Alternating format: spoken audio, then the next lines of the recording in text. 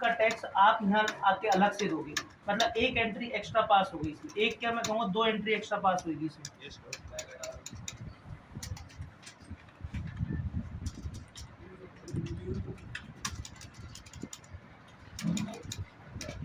आ जाओ F9 ABC and company, state not applicable, country जैसे United state of America, ठीक है ना।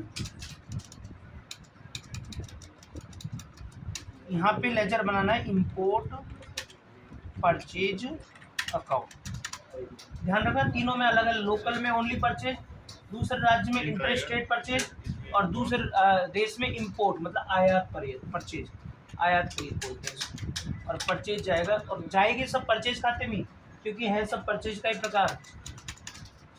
आ जाओ जैसे आपने एप्पल आईफोन लिया अमेरिका से, ठीक है ना, पीस में ले लो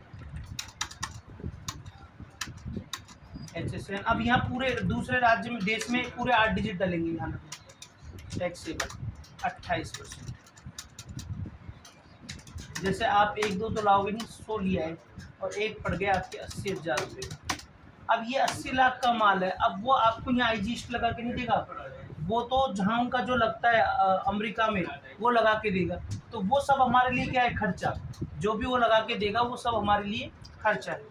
तो आप यहाँ पे ले लो इंपोर्ट चार्जेज के नाम से एक लेजर बना लो, this is your direct expense या नॉट एप्लीकेबल, नॉट एप्लीकेबल। जैसे उसने जो भी चार्जेस लगाए वो 5 लाख रुपए के लगाए, उनका टैक्स, उनका कोई कस्टम चार्ज, उनका कोई डॉक चार्ज जो भी है वो सब लग गया इसमें।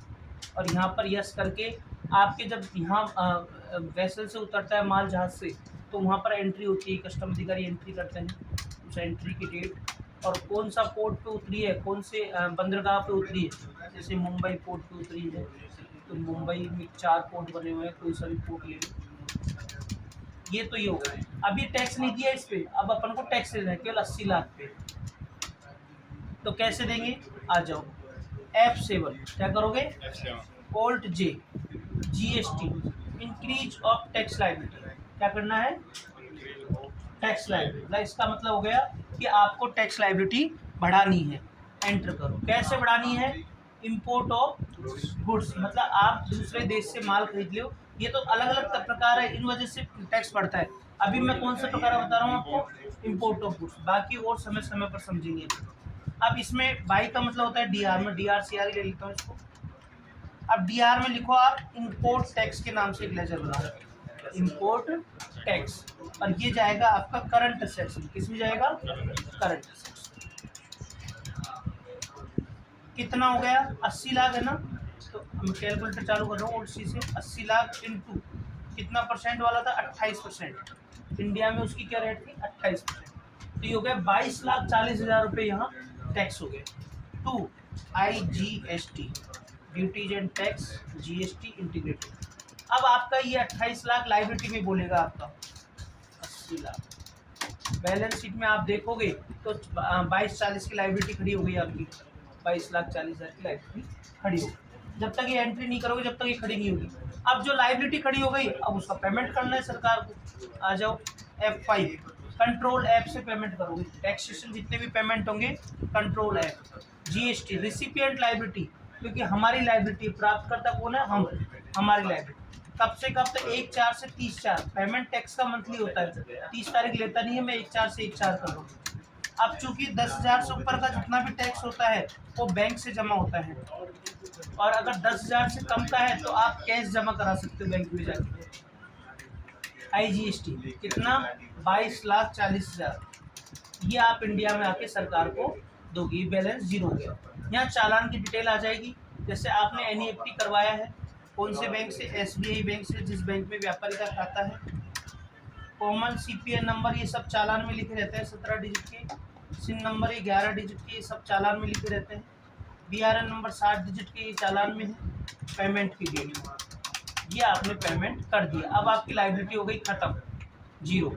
अब चूंकि लाइबिलिटी जीरो हो गई पर इसका इनपुट तो मिलेगा।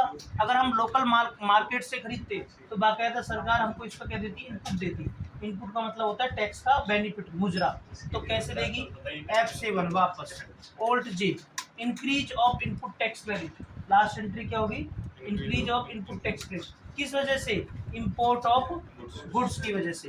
अब जो एंट्री आपने इंक्रीज ऑफ टैक्स लायबिलिटी में की थी उसकी रिवर्स एंट्री कर दो, यहाँ पे आप आईजीएसटी को डीआर कर दो, 28% ऑफ 80 लाख 22,40,000 हाथ से डालना पड़ेगा सारा। सीआर इंपोर्ट टैक्स, अब इसका बैलेंस शून्य हो जाएगा, इसका बैलेंस शून्य हो गया, और यहाँ यस कर दो 1/4 से 30/4, बिल ऑफ एंट्री, एंट्री की date, port code Mumbai port.